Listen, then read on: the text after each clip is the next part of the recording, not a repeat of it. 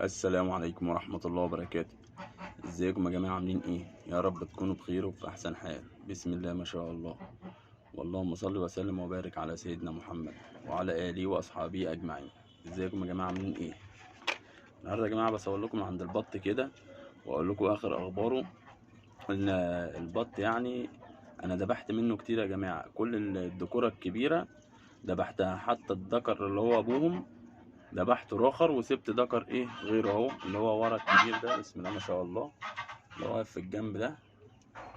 تمام كده يا جماعه، هو ده الذكر اللي فاضل، والباقي دولت نوتي ودي امهم. فانا هسيب بس الاب والام، يعني الذكر والنتايه الكبيره، وممكن اسيب نتايه من دول ممكن. وبص في حاجه تانية يا جماعه، شايفين ده بطايه، ذكر بط برضو اخوهم، بس يعني مستقوين عليه، قعدوا يضربوه كده ومعورينه في وشه اهو. انا حطيته فوق كده وقلت ايه، هحط له شويه اكل فوق كده، لو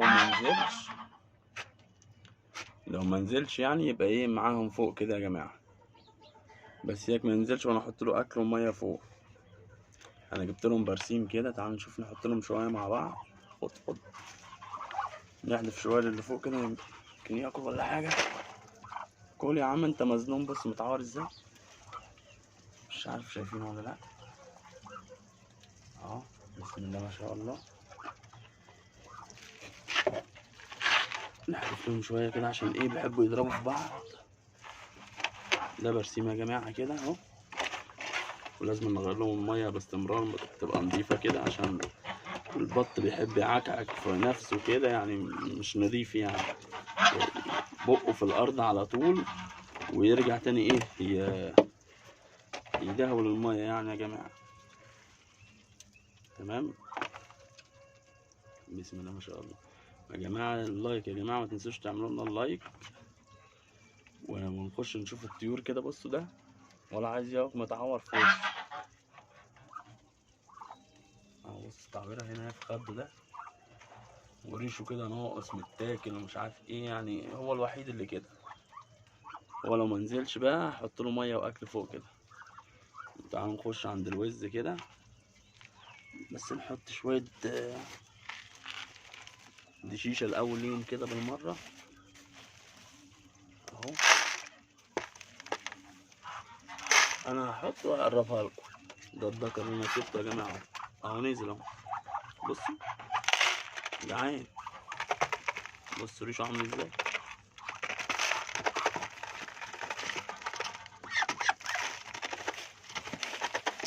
ده هفتان خالص، هو بيتحمى فيا دلوقتي. طب كل يا عم، وانا مش هخلي حد يقرب لك، لسه جايب لهم الدشيشه دلوقتي كده. بسم الله ما شاء الله. كل يا عم قبل ما يضربوه، كل. بص وشه عامل ازاي، مبهدلينه ازاي. بص خده وريشه، بص امه اللي بتضربه. انا هقفل معاكم يا جماعه لحظه واخش جوه كده عند الوز، ارجع لكم تاني. بسم الله الرحمن الرحيم. ورجعنا كده يا جماعه عند الوز اهوت. ده الوز بتاعنا اهو يا جماعه، الوز اللي راقده جوه اهي. انا مش عايز اخش جوه كده عشان هتشوفني هتقوم. بسم الله ما شاء الله. تعال نجيب لهم شويه برسيم كده يا جماعه واحنا مع بعض.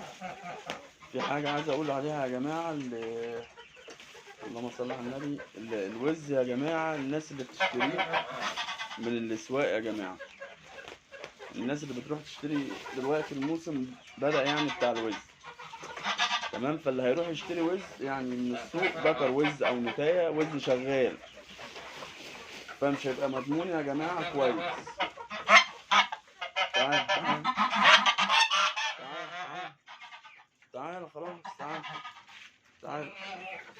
هتاكلي يا لوزة؟ لوزة هتاكلي؟ جبنة برسيم. لوزة مش عايزة تيجي، بتخبي وشك. ماشي هي قامت، هي تخبي البيض بتاعها كده تعينه يعني، وتجيلنا بقى. بسم الله ما شاء الله. المهم يا جماعه كنت عايز اقول لكم يعني على بخصوص الوز اللي بيشتري وز من السوق دلوقتي. تمام، فيعني الوز اللي هتشتريه من السوق انت ما تضمنوش، احنا في الموسم دلوقتي. طب اللي عنده وز وشغال وكويس يعني ما شاء الله، هيروح يبيعه ليه دلوقتي في الموسم؟ تمام، ما يستنى شهر ولا شهرين عليه لو هو كويس يعني، وهينتج عنده ما شاء الله يعني، وهيبقى كويس. انما هيجي يبيعه دلوقتي، طب ليه؟ يعني هيبقى فيه عيب مثلا، والله اعلم يعني. مش كل اللي هيبيع هيبقى عنده عيب ولا عنده حاجه، لا طبعا مش كده يعني.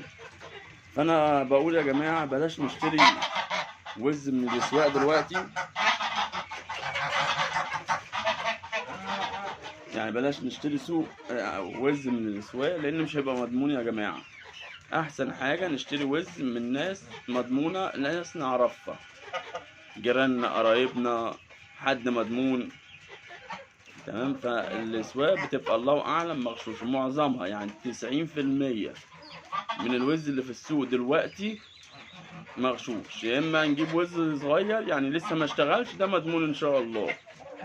الوز اللي هو لسه ما اشتغلش ده بيبقى مضمون يعني ان شاء الله، يعني ما حدش جربه وتلاقي فيه عيب باعه ويغش الناس. فكل اللي انا عايز اقوله يا جماعه يعني اشتري وز من ناس مضمونه، يا اما من السوق واحنا ونصيبنا. اللي مضطر بقى يشتري من السوق واحنا ونصيبنا يعني يا جماعه. الوز يا جماعه مش عايز ياكل بياكل البرسيم اهو وسايب العلف. بصوا ده علف يا جماعه اهو من امبارح. لوزة فرجي،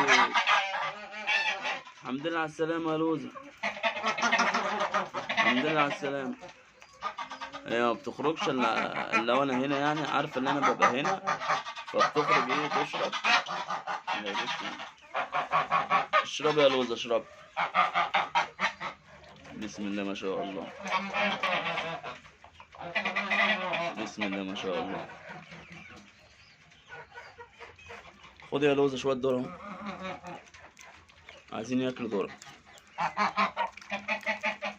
ذرة يا لوزة، بفرط لهم الذرة. الوز هو اللي هياكل، الفراخ هي اللي هتاكل. بسم الله ما شاء الله. كل ذرة يا لوزة اهو، كل ذرة.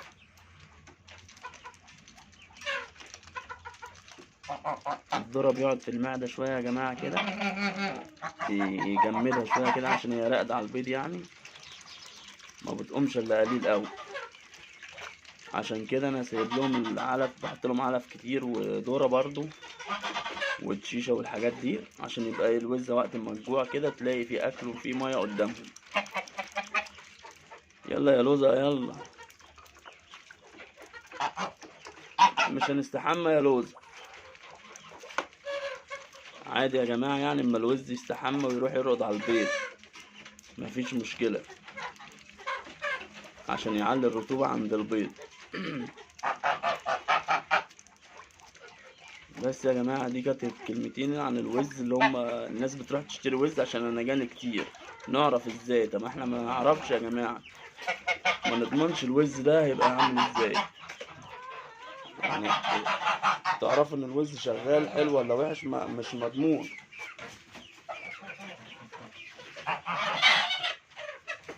لا مؤاخذة في المنظر، عملت حمام ازاي عشان ما بتقومش من على البيض. بصوا هنا بيغرقوا ميه، انا كل شويه اغير مكان الميه من ورا لهنا لهنا كده يعني يا جماعه.